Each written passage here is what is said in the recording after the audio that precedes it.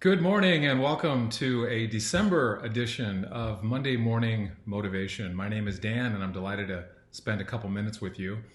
We're heading towards the end of the year, so I've got kind of an interesting exercise for you this morning. So we're going to think about a horizontal continuum, which would be a straight line kind of from the left to the right. And on the left side, we're going to put the word regret. And on the right side, we're going to put the word fulfilled.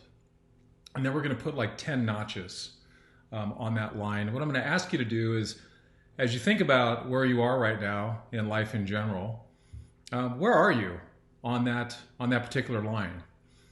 Are you more on the fulfill side overall? Are you feeling pretty good about the past decisions you've made and kind of where your life is going? If that's the case, you're probably somewhere to the right of the equation. Do you have some regrets that you're either processing or carry with you? Maybe some things that didn't go the way you wanted them to previously, or maybe you came up short or missed out on an opportunity. Where are you on that continuum? Take a moment just to kind of mentally put yourself on that place. I got good news though. There's some things we can do with where we sit at the current time. So for those that might be on the difficult side, on the left side, right, the regret side, there's some things we can do, and I want to give you a quick example out of my own life. My parents got divorced when I was 8. I was living in Detroit, Michigan at the time, and my mother, my sister, and I moved to Nebraska, which I don't recommend necessarily, but hey, no, it's fine. And my dad stayed in Detroit and then ended up living on the East Coast, but I never was able to build a relationship with him because he was just really busy. We're in different states, and it just, for whatever reason, it didn't happen. And I clearly regret that because he passed away a couple of years ago. But one thing I was able to do was say to myself, when my wife and I had kids, we have 2, was I'm not going to play that movie. I'm going to be there for my kids, not as a way of spiting my father, but in honoring him, because I don't believe he was against me at all. I think he was so caught up in a busy life that there was just no room for it. So for me, what I decided to do was to make sure that my kids were a priority. And I've got good news, that's happened. But that was the benefit, really, of a regret, taking action on it. So for those of you that might be on the regret side, I would encourage you to live primarily out of your imagination, not your memory.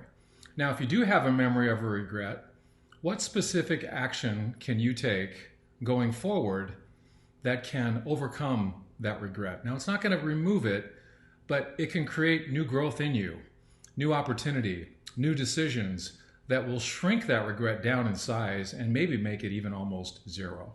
So an opportunity for those of you on the regret side is to ask yourself, okay, given the regret or regrets that I have, what are some specific ongoing committed actions that I'm going to be willing to take because I want to shrink those regrets down in size? That's the left side. Now on the right side, for those of you that are feeling very fulfilled, you might say, well, Dad, I have nothing to do. I'm fulfilled.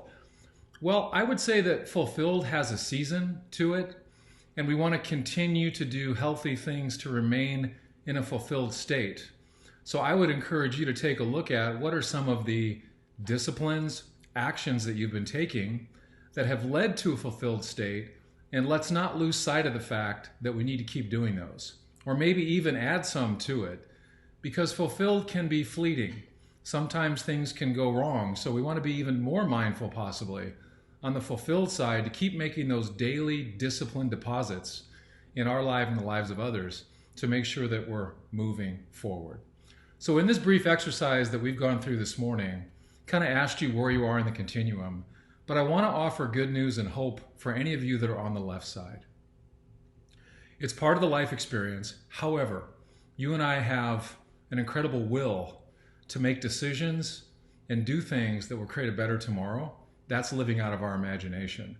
I would encourage you as we approach the end of the year to maybe reflect on that and really work to turn whatever regrets you might have into some very small, almost meaningless past information because of the new growth, the new experience, the new person that you are becoming.